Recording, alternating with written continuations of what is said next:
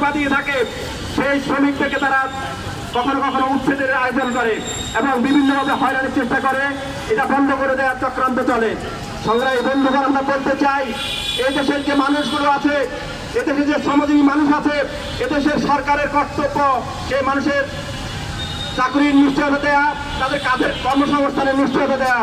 অথচ এই শ্রমিকরা যখন নিজের উদ্যোগে বাঁচার তাগিদে তারা তাদের পেশা বেছে নেয়, তখন তাদের পেশা কেড়ে নেওয়া হয়।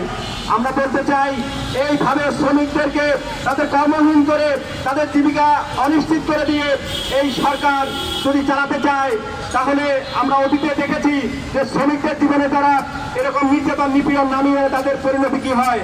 ফলে সংগ্রামী বন্ধুকে আমরা বলতে চাই, আজ আমরা বাংলাদেশ শ্রমিক কর্মচারী ফেডারেশন দাঁড়িয়েছি আমরা সুনির্দিষ্ট কিছু দাবি নিয়ে। আমরা বলছি যে সামনে যে ঈদ আসছে তার আগেই শ্রমিকদের বেতন বোনাস দিয়ে দিতে হবে। শ্রমিকদের লাঠিচার্জ করে কারখানা থেকে বের করে দিয়ে গেটে তালা লাগিয়ে এই সমাধান করা যাবে না, বরং এই শ্রমিক বিক্ষোভ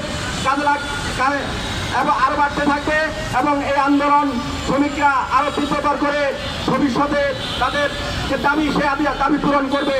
সংগ্রামী বন্ধুগণ, আমরা বলতে চাই এই যে এদেশের সরকার এবং এদেশের যে মালিক শ্রেণী তারা যুগে যুগে সবসময় শ্রমিকদের দাবির বিরুদ্ধে দাঁড়িয়েছে এবং তারা শ্রমিকদের যে দাবি তাদের সে দাবি মেনে নেওয়ার পরিবর্তে তাদেরকে লাঠি দিয়ে হামলা করে মামলা করে তারা সেখান থেকে নিষ্কৃতি পেতে চায়।